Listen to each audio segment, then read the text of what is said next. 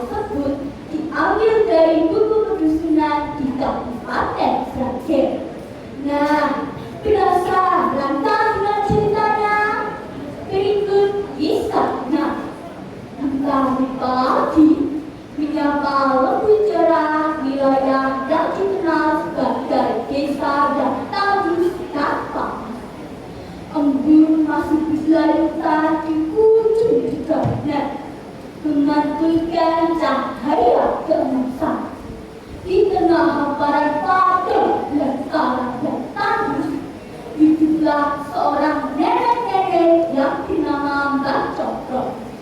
Ia adalah seorang sesepuh yang bijaksana dan penuh kasih. Cerah sekali hari ini.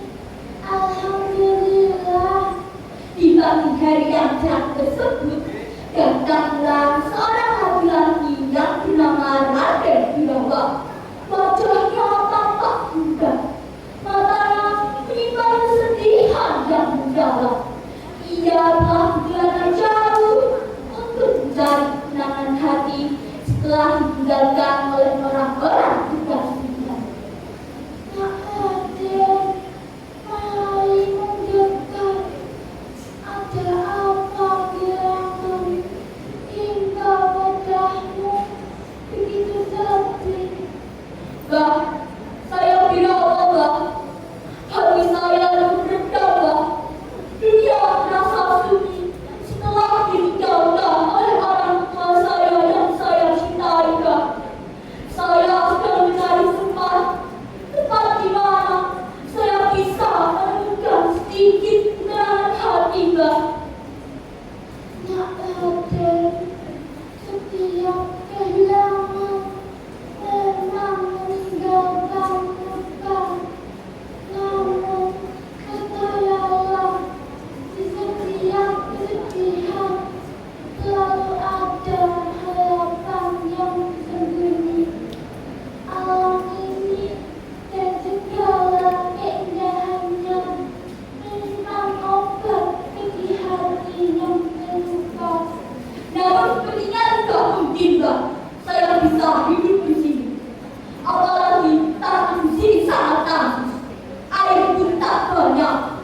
Bahkan pohon mojo yang ada di belakang rumah ini tampak layu dan sepertinya mau mati. Keadaan ini pasti akan berubahnya. Percayalah. Hari-hari berganti dan Birawa membantu Mbah Cokro mengolah belajar tentang hidup yang sederhana namun penuh makna. Ia merasakan ketenangan hati yang perlahan-lahan merayap dalam hidupnya, menggantikan kesedihan yang dahulunya menggerogoti. Suatu sejak saat mereka duduk bersama di bawah pohon mojo yang indah, Raden Birawa berkata dengan tulus kepada Mbah Cokro, "Bah, saya merasa menemukan kembali diri saya di tempat ini, Bah. Sudah 2 tahun kehangatan hati Bah dan ketenangan alam di sini mengobati hati saya yang terluka, Bah. Bahkan pohon mojo yang saya kira tidak akan bertumbuh sekarang dapat bertumbuh dengan rindang, Bah." Nak Raden, setiap kesedihan pasti ada jalannya.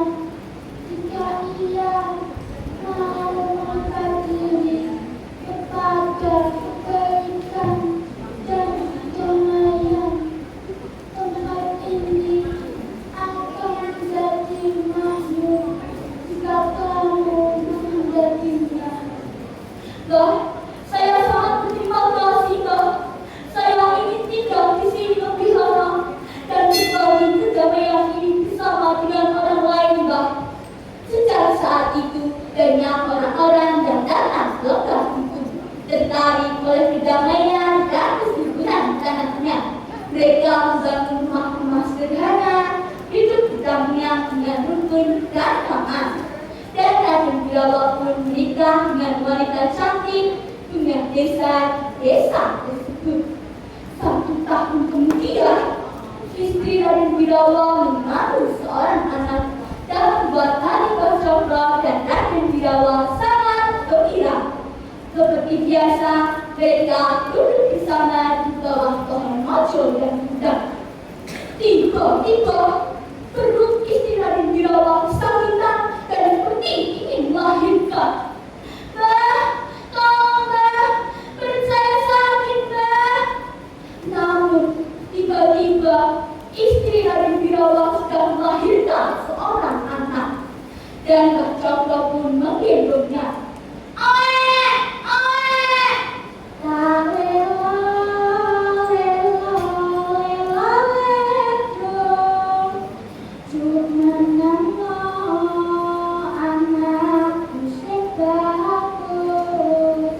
Sejak saat itu, para warga pun berlarian dan mengucapkan, Mojopahit, Majapahit, Majapahit.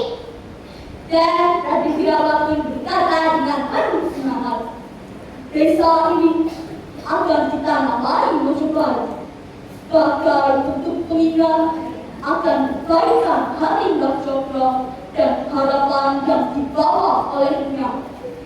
Dan semua orang pun setuju teman-teman. Sejak saat itu, desa yang dahulunya tandus, rindang, sekarang dikenal sebagai Desa Mojopahit. Sekian cerita tentang asal-usul Desa Mojopahit. Aslikan teman-teman ceritanya. Dari cerita tersebut yang dapat diambil ajaran yang pertama, kita jadi anak harus bekerja keras dan memiliki rasa saling